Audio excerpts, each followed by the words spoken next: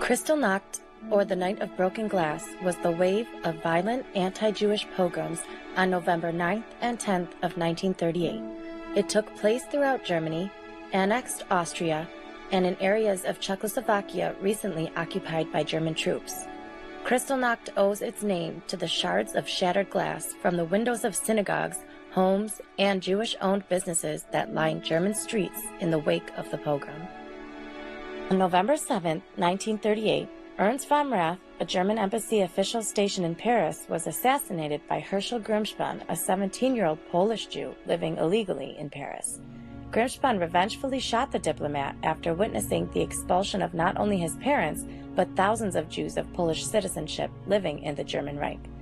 Von Rath died on November 9, 1938. The same day, at a meeting of Nazi Party leadership, Propaganda Minister Joseph Goebbels, the chief instigator of the Kristallnacht pogroms, suggested that world Jewry had conspired to commit the assassination and ordered that any demonstration, while not organized by the Nazi Party, shall not be hampered. Newspapers reported otherwise. After Goebbels' speech, violence erupted in various parts of the Reich. Paramilitary, or SA, and Hitler Youth units throughout Germany and its annexed territories destroyed Jewish-owned homes and businesses.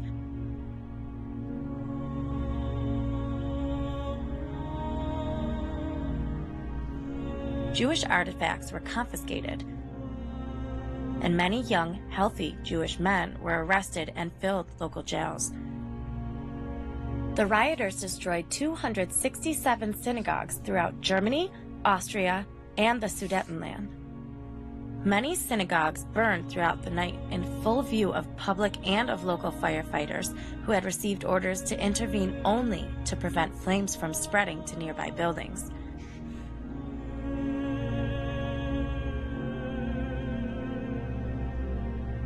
SA and Hitler Youth members shattered shop windows of an estimated 7,500 Jewish-owned commercial establishments and looted their wares. Jewish cemeteries became a particular object of desecration in many regions. Mobs of SA men roamed the streets, attacking Jews in their houses and forcing Jews they encountered to perform acts of public humiliation. Kristallnacht claimed the lives of at least 91 Jews.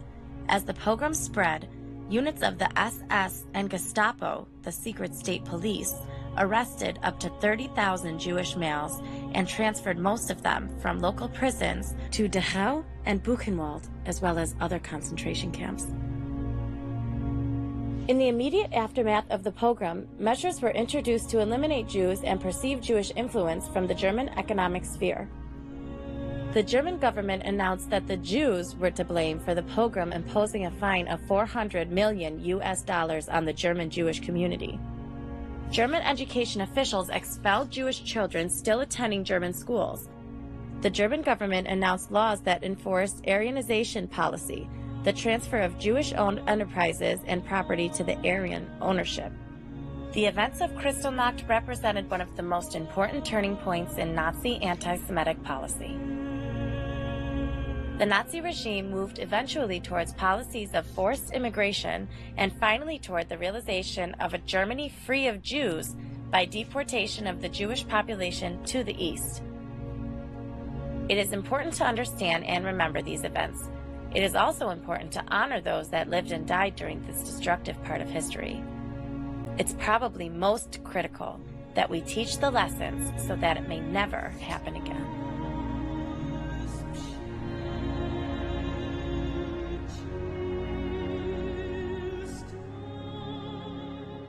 This hatred of Jews and the crimes against humanity done in its name that people witnessed in the 40s still happens today, but under a different name, namely citizens suffering from mental health problems and whose name these shocking acts like Andreas Lubitz's plane crash, Esplanade car attack and many other has been committed in the name of this new created group of people, suffering from mental health problems and which as a group is driven into more hated category than Jews ever was in Nazi Germany by these acts of individuals like Andreas Lubitz and Duncan Ward, who are working in the name of the decision-makers of democratic states and who are missing the old-fashioned Nazi ideology and its pogrom. These lawyer-like processes behind these shocking acts like Andreas Lubitz plane crash and Esplanade car attack are directly copied and imitated from the Nazi Germany and which are directly following the case of Herschel Greenspan in any way, where these individuals are just an instrument of political motives with which this reawakened Nazi manhunt against these citizens suffering from mental health problems are driven up. Democratic Nazi dictatorships like Finland and Germany can, after these plane crashes and the act of Germanwings Andreas Lubitz, do anything to these citizens who have been blacklisted in healthcare as having mental health problems, such as murdering them in mass scale, and what the Finnish Nazi terrorist state and war criminals of the 40s is doing in Finnish healthcare clinics, where these citizens who are not useful to the state are lured to come and tell about their own problems, but where there are nothing but systematic murders and executions of these citizens and who are subjected to illegal medical brain research studies of Scam University of Turku. These isolated citizens who suffer from mental health problems and have been wrongly convicted in Finnish healthcare are being hunted down and kept on a blacklist of the Finnish Nazi security police, just as the Nazi Gestapo kept a list of Jews, revealing the true role of the authorities of these democratic dictatorships, such as the Finland and its security police, which operates in the name of the rule of law and democracy, but whose actions are similar to Nazi Gestapo when they hunt these Jews of the 2000s, aka citizens suffering from mental health problems.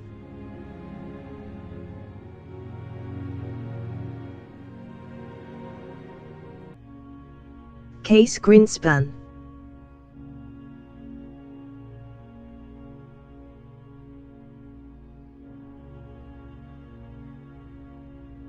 After the murder of Ernst von Rath, Herschel Greenspan was in French custody until the day after France fell and was occupied by Nazi Germany. After the fall of France, Greenspan was extradited to Germany where he was to stand trial, but since he was not a German citizen, he could not be tried in German courts for the crimes he had committed in France. This was becoming a complete satire and propaganda for Joseph Goebbels in the German media, and which shows that this incident is also propaganda engineered by the Nazi Party, and Ernst von Rath's death is apparently just a staged cancer death with Greenspan only so that the Nazi Party gets a political reason from this to start destroying synagogues by burning them. This is easy to prove in the case of Reinhard Heydrich's murderers, Jan Kubis and Joseph Gabseek, who actually killed the Nazi official. They were not brought to any trial, but a systematic manhunt was launched against them which led to the execution of 24 members of Jan Kubis' family due to the murder of Reinhard Heydrich. Weapons hidden beneath their coats, a handful of assassins lay in wait. They'd trained for months for this moment, knowing that once they acted, there would be no turning back. But how did they come to be standing on that street? What unfolded in the seconds that followed, and how far would the consequences reach?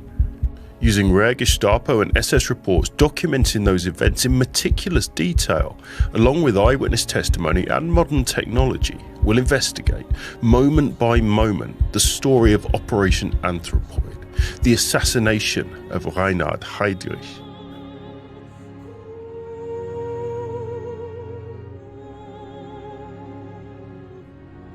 If Greenspan really had killed this Nazi official, his entire family and close relatives would have been executed no later than the fall of France. But instead Greenspan's family and lineage enjoyed immunity and were spared despite their Jewishness, and I see no other reason for this than that it is a systematic operation of propaganda from the Nazi Party and a fake murder. where Greenspan has been used because of his Jewishness and that he has received a good life in return for this operation, which means in these cases that Greenspan has not really been in these prisons and death camps of Nazi Germany except on paper, and he has actually been somewhere else than these prisons or death camps of Germany.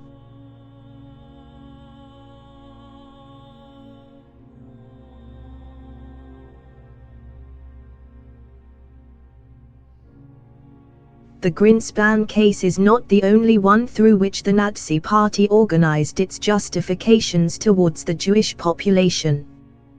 The murder of Wilhelm Gustloff is almost identical to Greenspan, where the path to Jewish persecution and hatred is built with the help of the Jewish David Frankfurter, and like Greenspan, Frankfurter did not end up in the guillotine for his actions like Sophie and Hans Scholl, who did almost nothing but tell the truth about the actions of Hitler and Nazi Germany.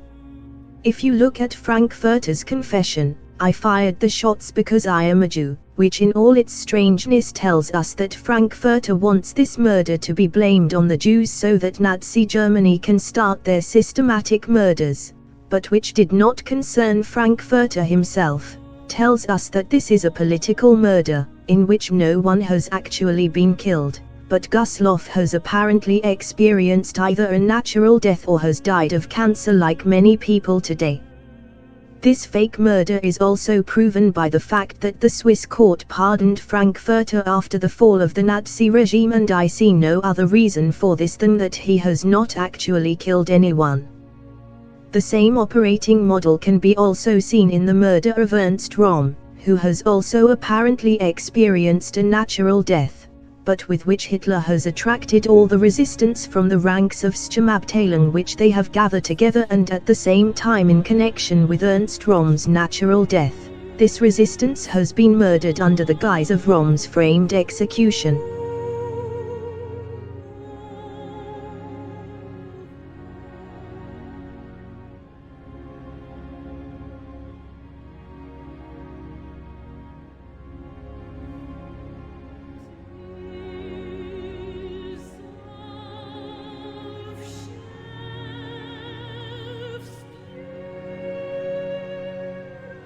This is not only a war unleashed by Russia.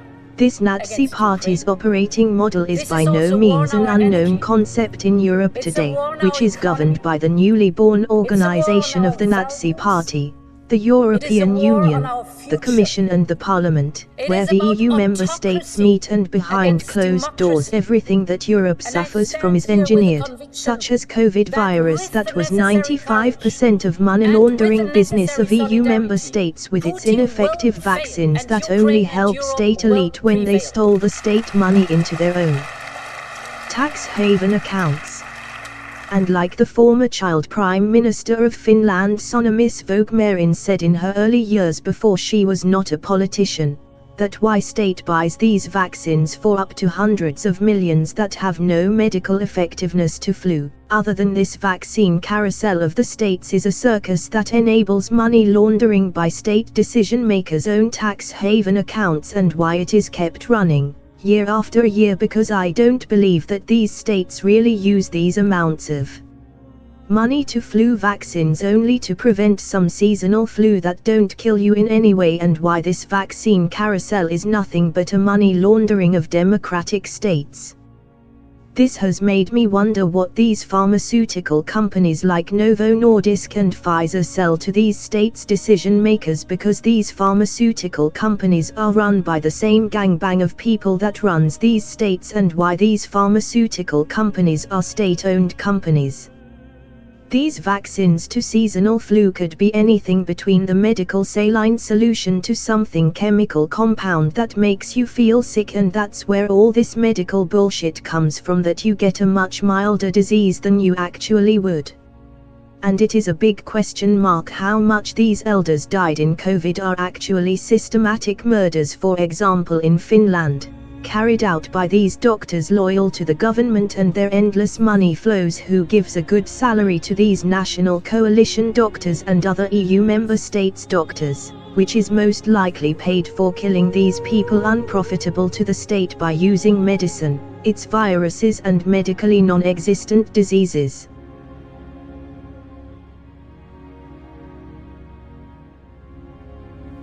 Fake war of Ukraine, which is also money laundering of EU member state and stealing state money into decision makers' own tax haven accounts. And if there is someone killed in these war fronts of Ukraine fake war, it is only these citizens unprofitable to the state and which these people on the grip of Nazi ideology like Volodymyr Zelensky can always blame for Russia, whose participation into this fake war of Ukraine there is not a single picture or video on internet that would prove without no question that Russia is waging this war of aggression, which means that Ukraine itself is bombing its own country to convince its own and European people that this war is real and that Russia is waging it so that Ukraine can offer money laundering services to EU member states.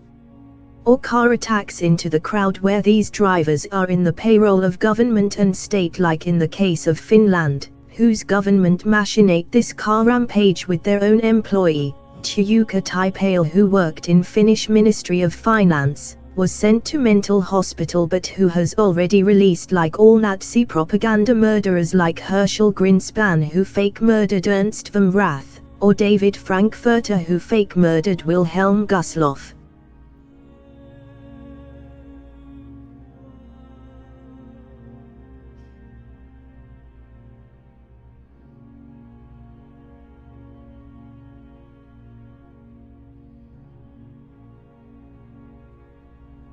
When it comes to security, there's no more pressing issue than Ukraine. I was in Bucha after it was liberated. I will never forget the body bags lined up. Innocent civilians, young women, old men killed by Putin's soldier. And I will never forget the desperate parents whose children have been abducted by Russia. Their tears, their fears, their agony.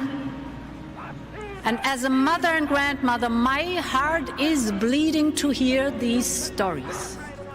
Putin is responsible. He is responsible for the death of Alexei Navalny. And it was breathtaking to see the courage of those who attended Navalny's funeral. Putin is wanted for war crimes, and he will face justice. And there is a courtroom in The Hague waiting for him, my friends.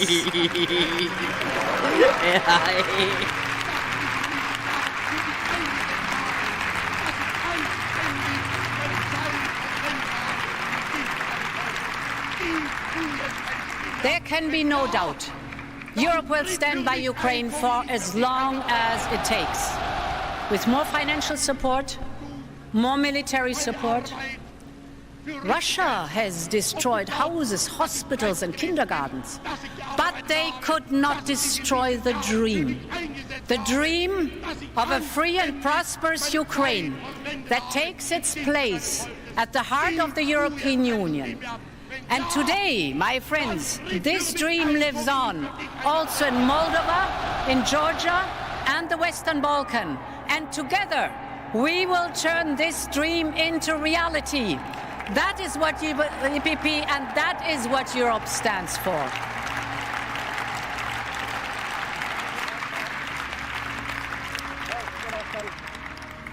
Our common goal should be very clear. We need to turbocharge our defense industrial capacity in the next 5 years. And at the heart of this must be one simple principle. Europe must spend more, Europe must spend better, and Europe must spend European. And this will help us fill the urgent need to rebuild, replenish, and modernize member states' armed forces. Europe should strive to develop and manufacture the next generation of battle-winning operational capabilities. And my friends, the EPP is the party that has championed a Europe that can defend itself. And we will be the party that delivers on a defense union. And this topic needs undivided attention. And therefore, we need a designated defense commissioner for the next mandate. This is one of our EPP's deliverables. Let's fight for Europe. Long live Europe. Thank you.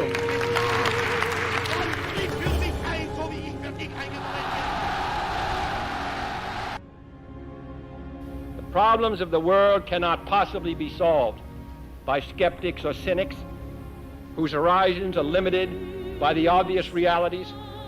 We need men who can dream of things that never were and ask why not.